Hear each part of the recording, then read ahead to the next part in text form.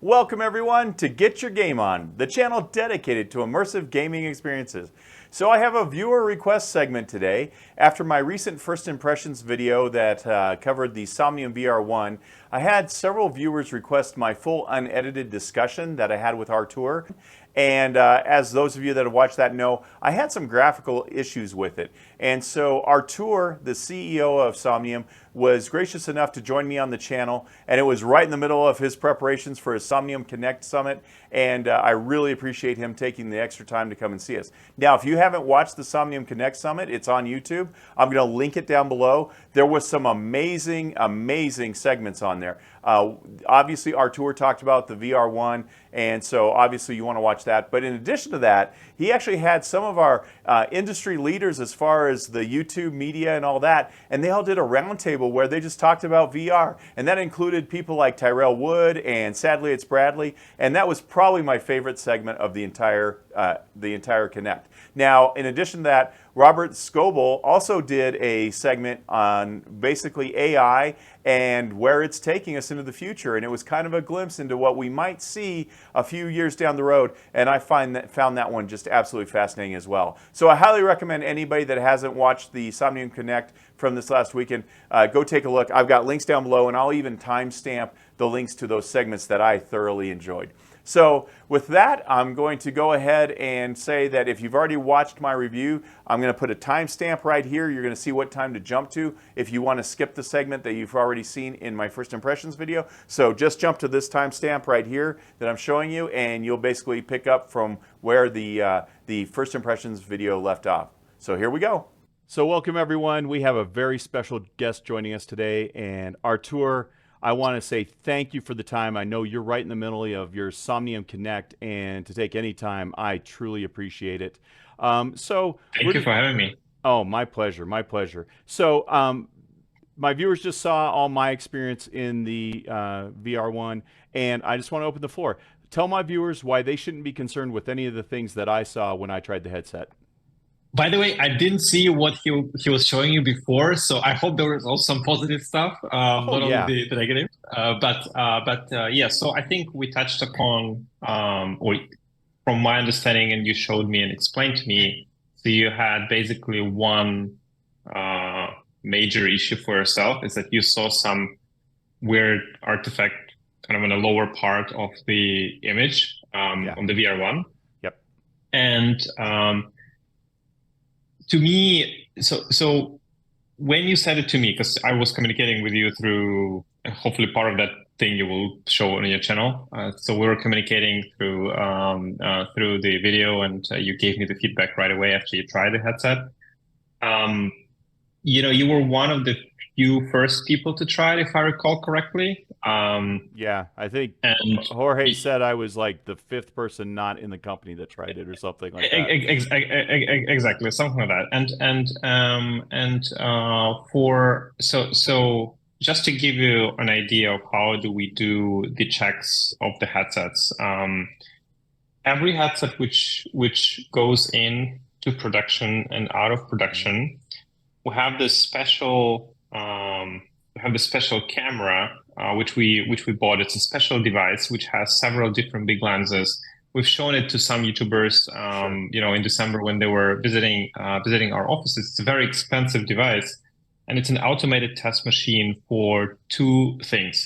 One is screens, and we use this machine to scan the screens for dead pixels, for color gamma inaccuracies, and also to calibrate screens together so that you have the same color gamma to both eyes. Because the moment you have a difference in the screens, and when the company produces screens, there are different runs and there are different screens coming in.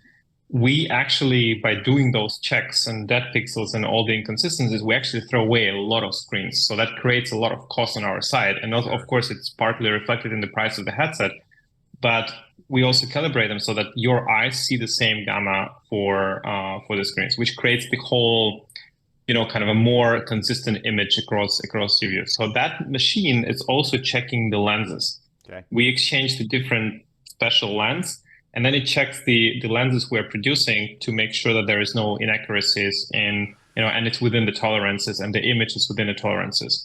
Now that's one part of the process. The second part of the process is we have another camera, another setup, and I think some of the YouTubers showed it. I don't have pictures, to be honest. I don't remember. Yeah, I've seen that. I think I've seen it. Yeah. Yeah. We have a setup where another camera is looking through the lens, already constructed lens, and it calculates and it makes the snapshot of the warping, of the actual warping of that actual lens. Yeah. And that's what I've sent to you. Yes. Because first of all, I have this device, we actually might do a cut, but I have this device here with me because when I came back from Vegas, I just took it back and continued using it. But we checked the device before it left. Yep. I personally checked this device before it left. Yep. I tested it for probably several days.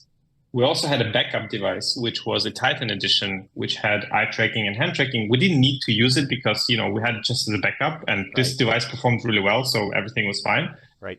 But we had a backup, which I tested as well before it left. So I personally kind of check-marked the device and said, okay, the image is good, everything is good, there's no artifact, nothing. And then left.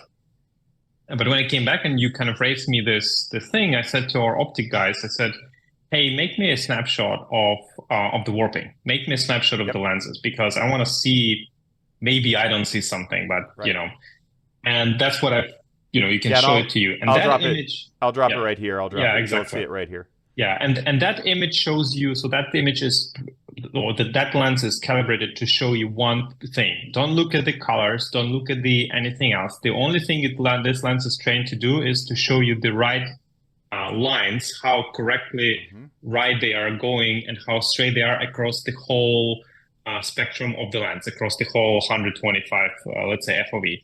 So that image, this is an actual picture. This is not a.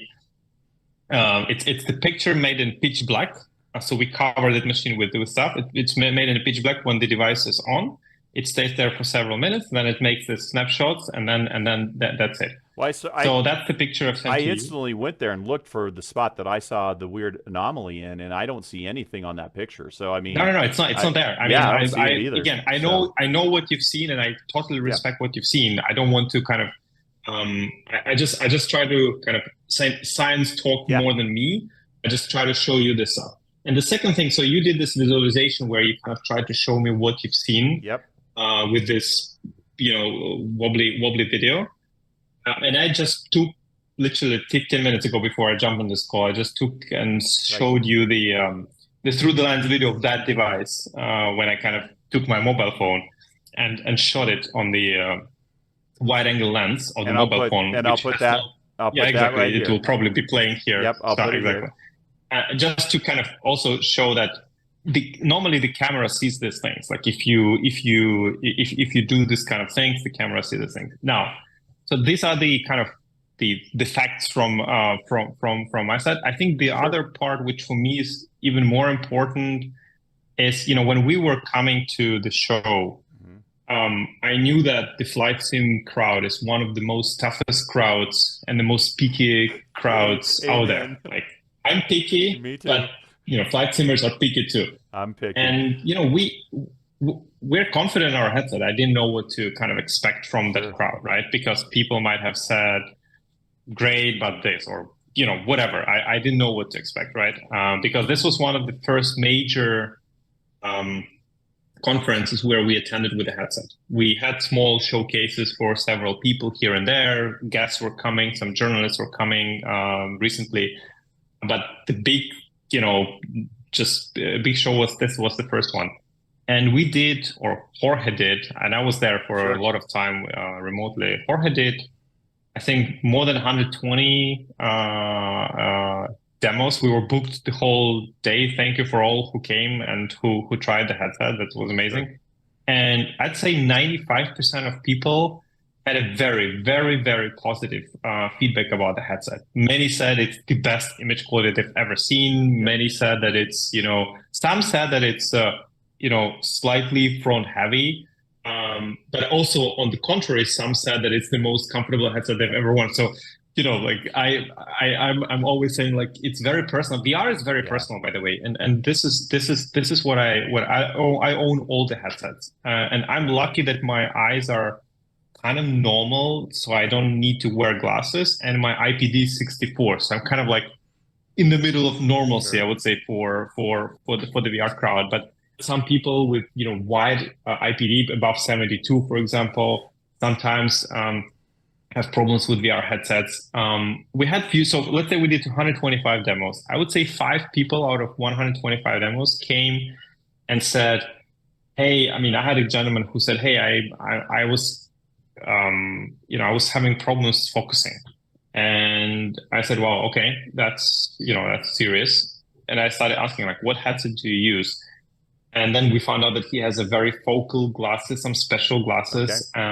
So I said to him, it also depends how you wear the headset, Yeah. how you put it on. You Yep. need to have time to, because we had so many people, the demo was like 10 minutes per person. Yeah. And people need to have time to adjust things, to play around with it. How do like even the 5 centimeters up and down Oh yeah. could play a role in how you feel the headset. So there were a few people who had, there was a lady who came in first day, I think, and she said like, okay, I don't know. And then she came back with the different glasses. She said, I have Sure. correct glasses with me. And then she loved it. So these kind of things happen. But I need to kind of, I also believe my eyes. Sure. I know the headset, I know the other headsets, Sure. and I also need to kind of believe the crowd. And that was a very good test for us because people were saying, I love the fact that if you look at our video of the impressions, Mm-hmm. I love the fact that some people were trying to explain things which we always say as the selling point of the headset, Mm-hmm. but they were trying to explain it with their own words without understanding what they're trying to say. Sure. There was a Sure. gentleman who was trying to say, like, wait a second, but the image looks more 3D. It's more 3D than other heads. That's binocular overlap, right? That's where Yes. you kind of like, and Yeah. I was like, that's great. Like, this is amazing. He Yep. understands, like, he feels it, but he Yeah. doesn't know how to explain it. So Mhm. just to clarify, yes, there might be, I don't know what was because you said you were wearing contact lenses, so could Yeah. it be Yeah. glasses? God knows. I wish you could try, maybe the same headset or another headset, soon. Good, maybe you will be able to. We'll see. We'll see how and what could Sure. happen. But to me, I immediately kind of wanted to check it scientifically. So I asked the team, "Hey, make the picture. Give me some things to kind of reference it, so that it's not my eyes versus your eyes. It's more of a, oh, the camera is measuring Yeah. it. Here's your line." And here is the Thru-The-Lens I can record, and basically that's the only thing I can do at the moment. Well, But in any case, it's things happen. yeah. It could happen, and you could have that thing. Well, just to be clear, nobody else saw what I saw, right? I was the Yeah, only one. So I yeah, mean, I'm weird. I mean, what I don't know what to say. So he didn't. Nobody else saw what I saw, and to let I mean, just to be clear, I wasn't even sure what I saw when I was in the sim. I could set something was wrong, and I could tell something was wrong. And it wasn't until you knocked me out to the Steam Cliff House where I had that wood plank floor, like I showed on the demo and we showed before. That's when I isolated and went, oh, that's what it is. It's just this little bubble that's running around. And so nobody else at the show saw it out of 120 people. And just to let you guys know, we ran over 130 people through ours. So 120 people is almost a constant stream. It's a lot of people. yes. So it's It not like was fully five booked. people. two Yeah. days. Yeah. No, It's, yeah. it's so a lot of people saw this thing. And so I think that should add some comfort to people that it might be going, well, what the heck?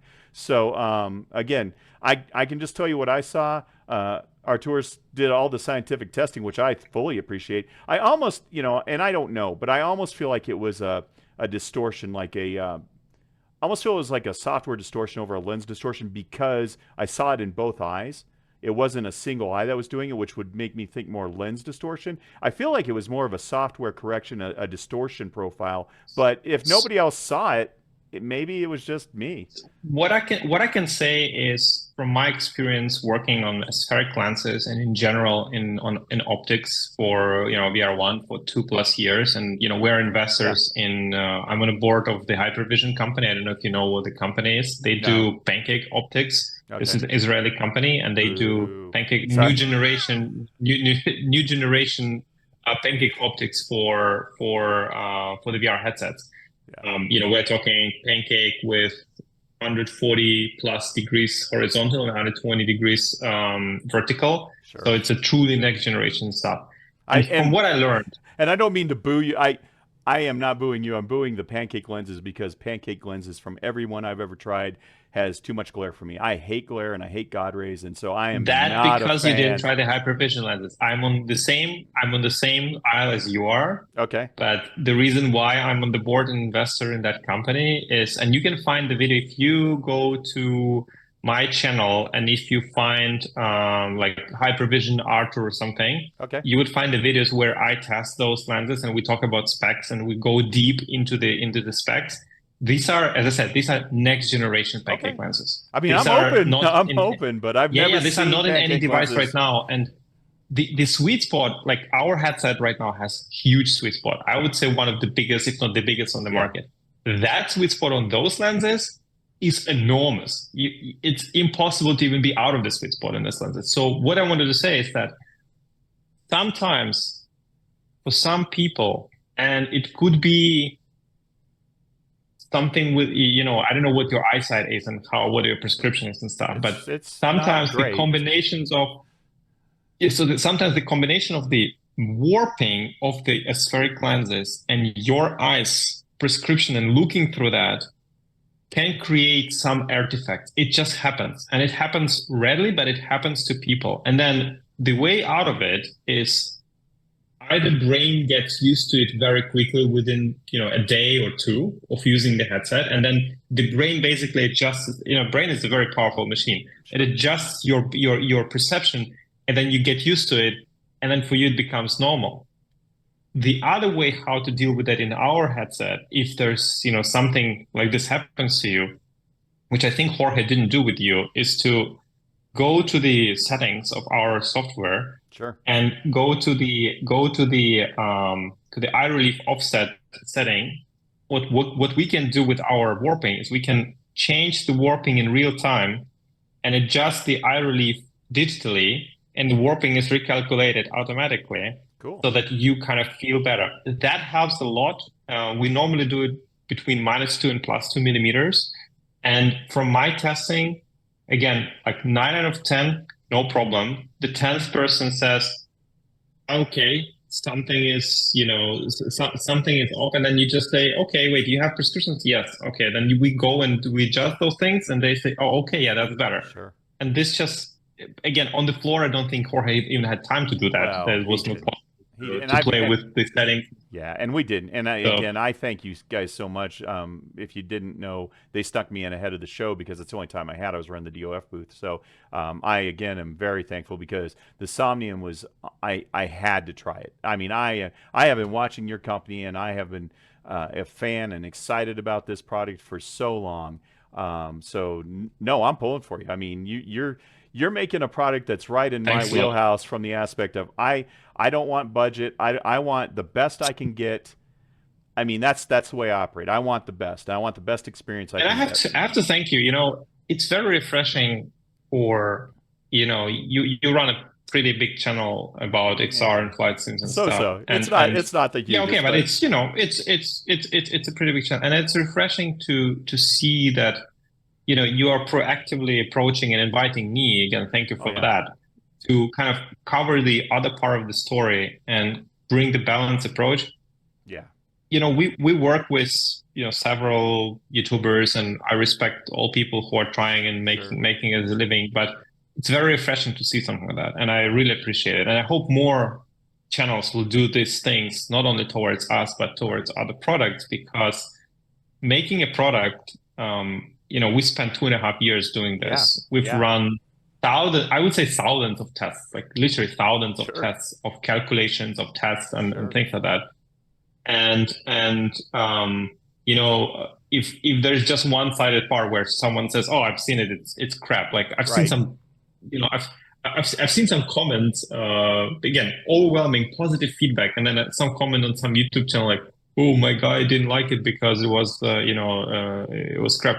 And then you read this and you're like, okay, some guy said somewhere for someone he didn't like it, but he didn't provide any, Right. feedback. Any like you provided me feedback. I immediately went and did this. Like for example, Steve, VR Flight Sim Yeah. guy, he provided us a lot of feedback over several months of him using it. And some of the things we were able to nail down and say, oh wow, actually, really, you're right. And we just, we corrected this. For Sure. example, we recalculated some things. So it's very refreshing, and thank you for doing that. Well, thank Absolutely. you. And I was trying to think about the way to do this fairly because I'm like, again, I want to see you succeed. I'm like, I don't want to just come out with all this weird stuff that I saw. I'm like, the only thing I could come up with is to give you the platform to, for lack of a better term, defend yourself. Absolutely. But I just wanted, I don't want my experience to impact yours. If nobody else is ever going to have this problem, then that's my problem. It's not your problem Oh, to I'm fix. sure. So, I'm sure. Out of thousands of people, some people will have this. I'm sure, or maybe not. I don't know. But yeah, like, there will be some people who will see weird stuff, and the only way I can say to them is, first of all, we provided so many settings in the software that you can literally tweak, and maybe change the warping profile, because we'll provide you several warping profiles, and you will be able to choose it. sure. Or you just get used to it. But that's it. Like that, sometimes it will happen. Some people have a different eyesight, different Sure. things, and it's very hard to accommodate to everyone. Like it's impossible. Yeah. No, I agree with that. I agree with that. So I appreciate that. What I'm, the other thing I wanted to chat with real quick was, we talked a little bit about the lens glare, and I wanted to chat a little bit about, that my Mhm. concern was with the two lenses, and this has always been something I've been worried about. Having your two lenses that are back to back, are we going to have an issue with any kind of lens glare, or have you seen any in testing? Because I know, like I No, said, no, Pancake lenses, you get that, so that was why I was worried. So there shouldn't be any lens correct, glare between the correct. two lenses. Okay, that's good to There know. is there is no. First of all, these two lenses, they don't create any additional artifacts. Okay. The actually, it's kind of like counter logical for let's say normal people, and without offense, it's just for No, no, normal no. people who are not into this. So what the second lens is doing, so normally when you put one lens in and you try to calculate the warping over the Sure. wide field of view, you actually create much more distortions, optical distortions and glare and things, because you're trying to accommodate and you're trying to compensate, just over one lens over the bigger flow of the image. What the second lens is doing is actually getting that light and getting that back together. So it's kind of like, Sure. so it's the two lenses, but they're kind of helping each Well, other to bring back that image to make it more yeah, it's whole it's bas- without distorting the edges. it's a Exactly. sine cosine wave, basically canceling itself out, right? I mean, essentially. Kind of, yes. I don't Yeah. want to see it because I know there are some optical people, and our Well, optical sure. guys are like, Yeah. Blame me. you have to Blame be me for precise.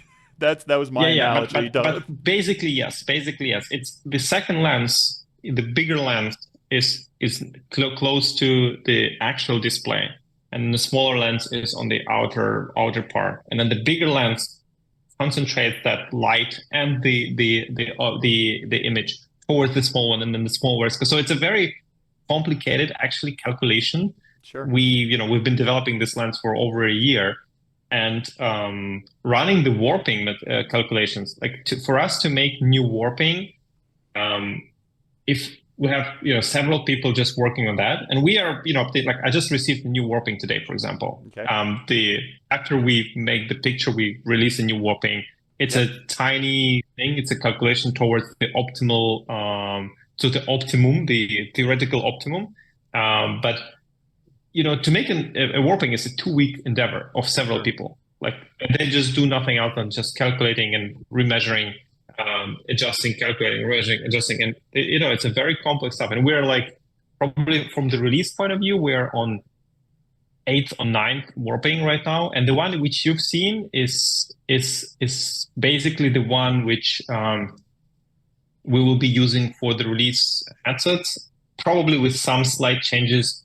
And those changes most of the time are across the edges, like very Yeah. edges and stuff, to kind of make image even more whole. Because last 1% or 2% of the image, it's always get it slightly distorted, but we can compensate towards that, and we're kind of trying to compensate to make it as whole as possible for that. So yeah, I mean, glare in aspheric lenses, glare is minimal. It's Yeah. it's I don't want to say zero, but it's something you would not notice in almost any circumstances, unless you were having like a total, I don't know, total blackout and then just one bright white dot in the middle. And of course you'll see some of the things, but that's in every lens. Like Right, and in that's Pancake, you would die, oh you know, gosh, and exactly. So that's why I'm an aspheric lens fan. I mean, because of that, me because too, I me hate it, too. you know. And so, but my concern was with the two, if you would have glare with the light No, getting no, caught no, or so no. that's great news. That's awesome. And then let's talk on. I Yeah. know you got to go real quick. Let's touch on local dimming because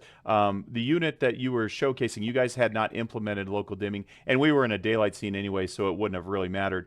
But that's my other big concern because, again, as I've told you 100 times by now, I'm an OLED snob. Everybody on the channel knows I'm an OLED snob. So tell me about the local dimming because, to be honest, if I didn't have these optical issues, and like you're saying, there's no glare, and if we got close with the local dimming, I'd buy this thing in a heartbeat. I mean, this is exactly what I want for a headset.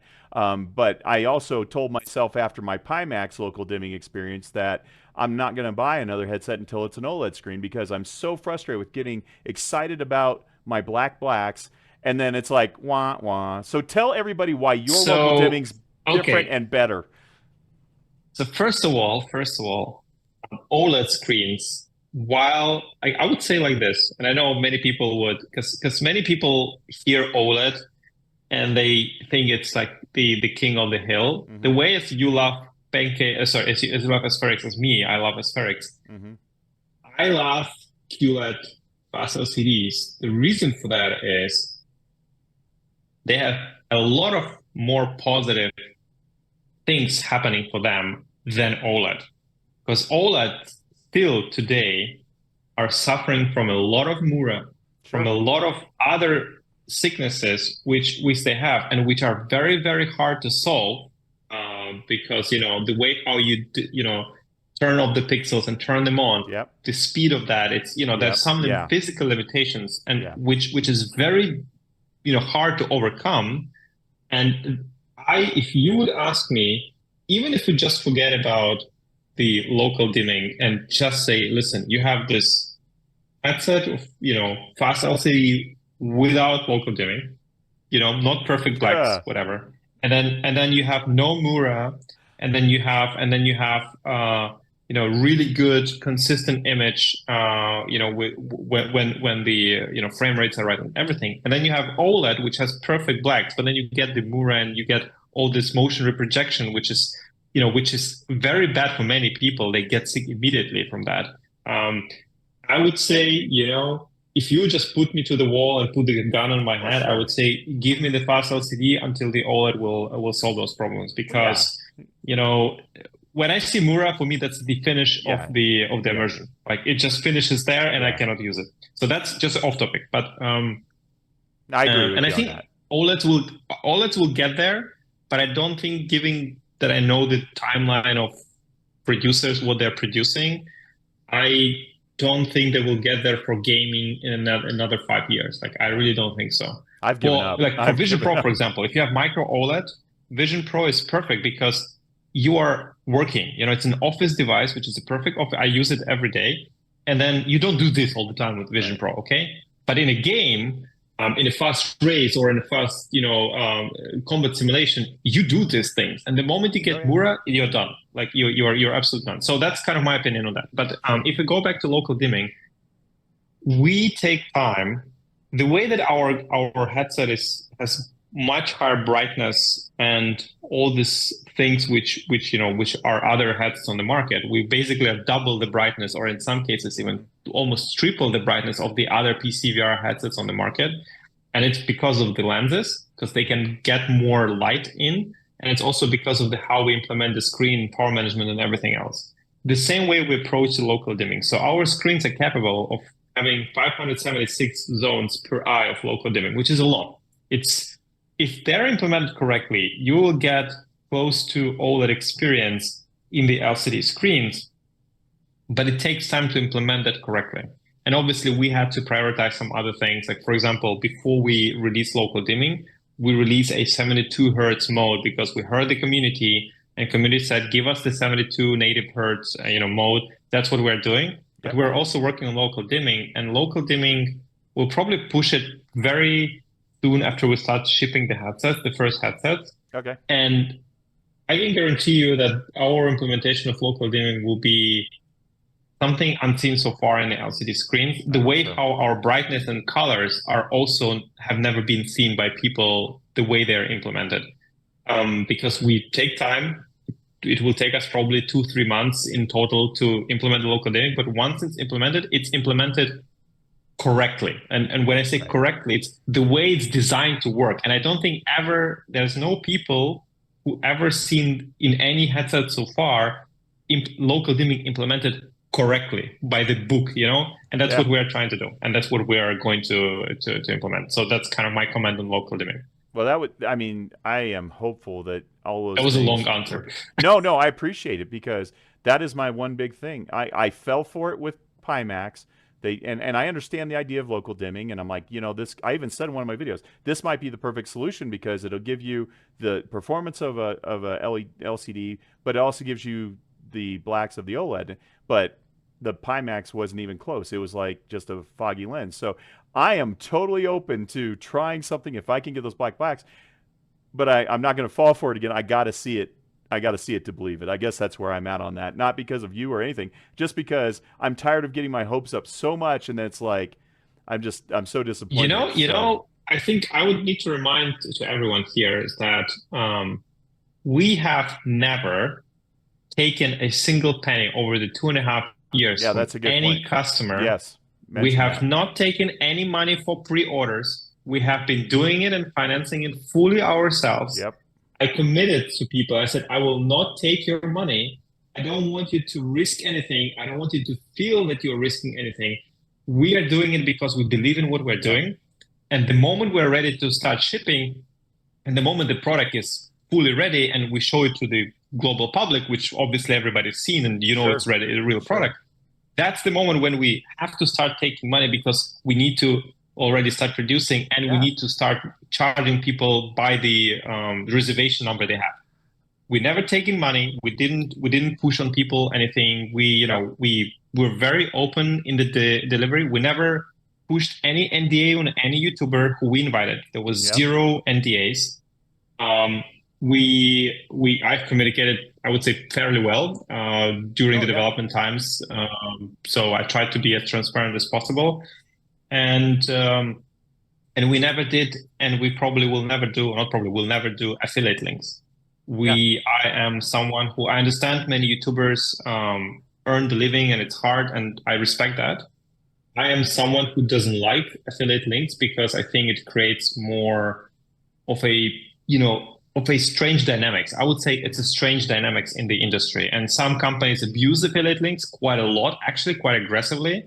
Some companies are very fair in this; they just provide it and say if you want to use it, if you don't. But Yep. some companies I know they are really pushing it really really hard, and I don't like that. And I think some YouTubers fell for it, and that's why we don't do so. Again, I try to be as um, you know as far away from asking people for money or creating whenever you watch content about VR1, this YouTuber never got paid, would never Sure. pay people.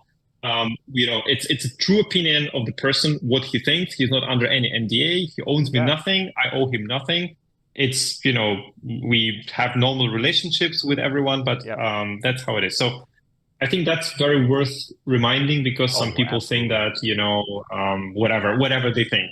Well, But we there's try been to be so very much of that open. in the past. I think people are kind of, they get a little worried about that. No, and I can tell you guys just from my interactions with Artur here. I mean, if you can't hear the passion in his voice about this product, and if you can't hear the drive, this is not a money thing. This is not something he embarked on to make a profit. No, This is a passion for him, kind of like I'm passionate about my motion platforms and stuff. So that is readily apparent, and that's why I commend you, and that's why I want so much for your company to flourish. I want your headset to just become adopted by everybody because I can relate to the passion you have for what you're doing. And so, like I said, I also have to be truthful for what I saw. And that's where the dilemma came in. And that's why I'm so glad you're willing to join me today because I wanted people to get your no, side. fantastic. Yeah. Because again, then they can make up their own minds. But know for a fact I'm in your corner. Anybody that's willing to push VR and take a big chance. I mean, this was a huge chance for you to even embark on this, Huge bet. financially and everything Yeah. else.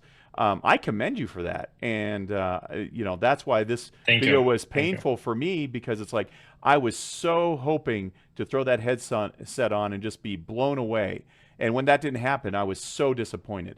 But Oh, you will be. You will be. It's you okay. know, You'll be back. I know. I'm a very stubborn person. me, I know that I know what we've created. Honestly, I don't want to yeah, sound like, we've worked so hard on this headset. Like yeah, this is and we work with best people in the yeah, industry, the engineers, guys, they're just amazing. yeah, And I think this headset, it's finally, for me, it's finally not me speaking for my headset, but my headset is speaking for me and sure, doing the job, and letting people try it and stuff. So, I thank you for having me. As oh, I said, absolutely, the balanced approach is great. I'm very, very sorry that you had that thing which prevented you from enjoying yeah, it fully.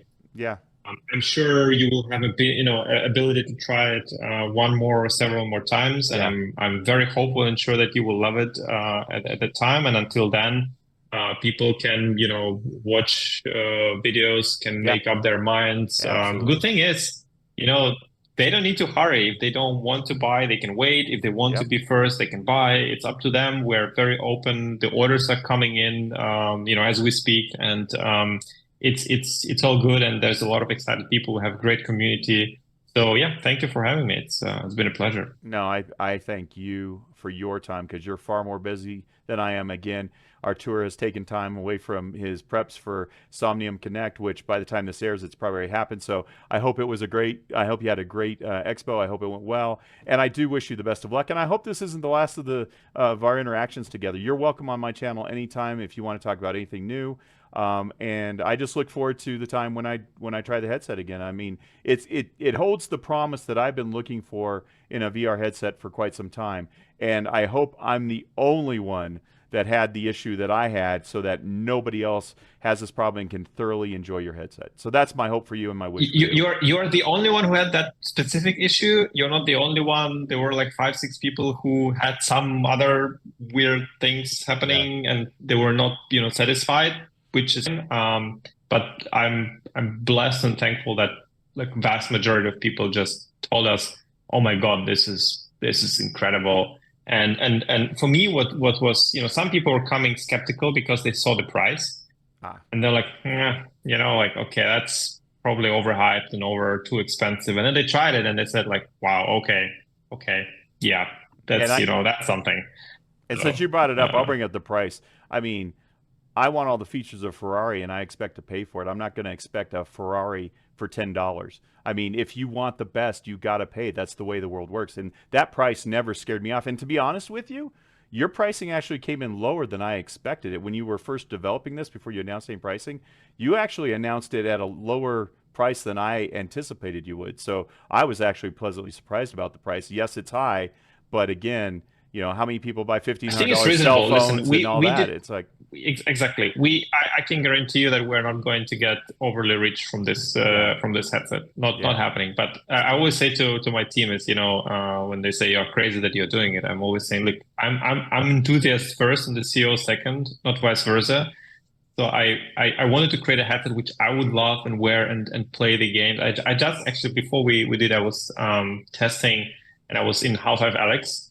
And at Somnium Connect, we'll have a super cool demo where first time ever, first of all, Half-Life Alex in VR1 looks absolutely incredible. It's the best Alex you've ever tried. But we also have a special version of Half-Life Alex which runs with Tesla Suit.